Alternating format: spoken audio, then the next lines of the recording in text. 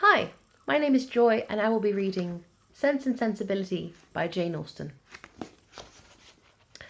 Chapter 1. The family of Dashwood had been long settled in Sussex. Their estate was large and their residence was at Norland Park in the centre of their property, where for many generations they had lived in so respectable a manner as to engage the general good opinion of their surrounding acquaintance. The late owner of this estate was a single man, who lived to a very advanced age, and who for many years of his life had a constant companion and housekeeper in his sister. But her death, which happened 10 years before his own, produced a great alteration in his home, for to supply her loss he invited and received into his house the family of his nephew, Mr. Henry Dashwood, the legal inheritor of the Norland estate and the person to whom he intended to bequeath it. In the society of his nephew and niece and their children, the old gentleman's days were comfortably spent. His attachment to them all increased. The constant attention of Mr. and Mrs. Henry Dashwood to his wishes, which proceeded not merely from interest but from goodness of heart, gave him every degree of solid comfort which his age could receive, and the cheerfulness of the children added a relish to his existence. By a former marriage, Mr. Henry Dashwood had one son. By his present lady, 3 daughters. The son, a steady, respectable young man, was amply provided for by the fortune of his mother, which had been large, and half of which devolved on him on his coming of age. By his own marriage, likewise, which happened soon afterwards, he added to his wealth. To him, therefore, the succession of Norland estate was not so really important as to his sisters, for their fortune, independent of what might arise to them from their fathers inheriting that property, could be but small. Their mother had nothing, and their father only £7,000 at his own disposal, for the remaining moiety of his first wife's fortune was also secured to her child, and he had only a life interest in it. The old gentleman died, and his will was read, and like almost every other will, gave as much disappointment as pleasure. He was neither so unjust nor so ungrateful as to leave his estate from his nephew, but he left it to him on such terms as destroyed half the value of the bequest. Mr. Dashwood had wished for it more for the sake of his wife and his daughters than for himself or his son.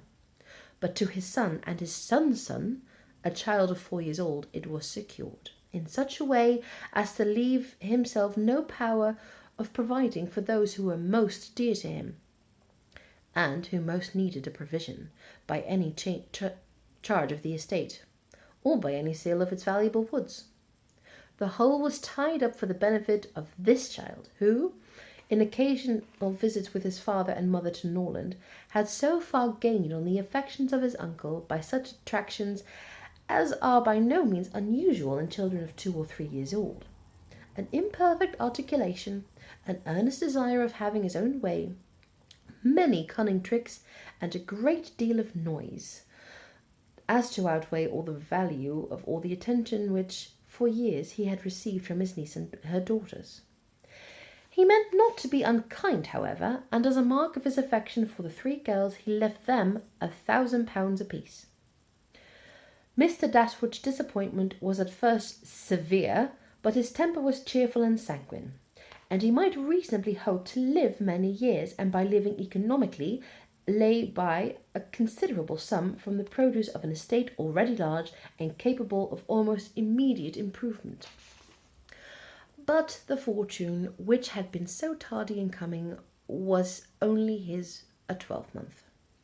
He survived his uncle no longer, and £10,000, including the late legacies, was all that remained for his widow and daughters. His son was sent for, as soon as his danger was known, and to him Mr. Dashwood recommended, with all the strength and urgency which illness could command, the interest of his mother-in-law and sisters. Mr. John Dashwood had not the strong feelings of the rest of the family, but he was affected by the recommendations of such a nature at such a time, and he promised to do everything in his power to make them comfortable. His father was rendered easy by such an assurance, and Mr. John Dashwood had then the leisure to consider how much might be prudently in his power to do for them. He was not an ill-disposed young man, unless to be rather cold-hearted and rather selfish is to be ill-disposed. But he was in general well respected, for he conducted himself with propriety in the discharge of his ordinary duties. Had he married a more amiable woman, he might have been made still more respectable than he was. He might even have been made amiable himself, for he was a very young man when he married, and very fond of his wife. But Mrs. John Dashwood was a strong caricature of himself, more narrow-minded and selfish. When he gave his promise to his father, he meditated with himself to increase the fortunes of his sister by the present of £1,000 apiece. He then really thought himself equal to it. The prospect of 4,000 a year in addition to his present income, besides the remaining half of his mother's fortune, warmed his heart and made him feel capable of generosity. Yes, he would give them £3,000. It would be liberal and handsome. It would be enough to make them completely easy. £3,000!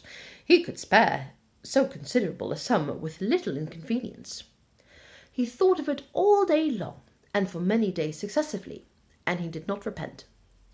No sooner was his father's funeral over than Mrs. John Dashwood, without sending any notice of her intentions to her mother-in-law, arrived with her child and their attendants. No one could dispute her right to come. The house was her husband's from the moment of his father's decease, but the indelicacy of her conduct was so much the greater to a woman in Mrs. Dashwood's situation, with only the common feelings, must have been highly unpleasing. But in her mind there was a sense of honour so keen, a generosity so romantic, that any offence of the kind, by whomsoever given or received, was to her a source of immovable disgust. Mrs. John Dashwood had never been a favourite with any of her husband's family, but she had had no opportunity till the present of shewing them with how little attention to the comfort of other people she could act when the occasion required it. So acutely did Mrs. Dashwood feel this ungracious behaviour, and so earnestly did she despise her daughter-in-law for it, that, on the arrival of the latter, she would have quitted the house for ever, had not the entreaty of her eldest girl induced her first to reflect on the propriety of going, and her own tender love for all her 3 children determined her afterwards to stay, and for their sakes avoid a breach with her brother. Eleanor, this eldest daughter, whose advice was so effectual, possessed a strength of understanding and a coolness of judgment which qualified her, though only 19, to be the counsellor of her mother, and enabled her frequently to counteract, to the advantage of them all, that eagerness of mind in Mrs. Dashwood which must generally have led to impudence. She had an excellent heart. Her disposition was affectionate, and her feelings were strong, but she knew how to govern them. It was a knowledge which her mother had yet to learn, and which one of her sisters had resolved never to be taught. Marianne's abilities were, in many respects, quite equal to Eleanor's. She was sensible and clever, but eager in everything. Her sorrows, her joys, could have no moderation. She was generous, amiable, interesting. She was everything but prudent. The resemblance between her and her mother was strikingly great. Eleanor saw with concern the excess of her sister's sensibility, but by Mrs. Dashwood it was valued and cherished. They encouraged each other now in the violence of their affliction. The agony of grief which overpowered them at first was voluntarily renewed, was sought for, was created again and again. They gave themselves up wholly to their sorrow, seeking increase of wretchedness in every reflection that could afford it, and resolved against ever admitting consolation in the future. Eleanor, too, was deeply afflicted, but still she could struggle, she could exert herself. She could consult with her brother, could receive her sister-in-law on her arrival and treat her with proper attention, and could strive to rouse her mother to similar exertion and encourage to similar forbearance. Margaret, the other sister, was a good-humoured, well-disposed girl, but she had already imbibed a good deal of Marianne's romance without having much of her sense. She did not, at 13, bid fair to equal her sisters at more advanced period of life.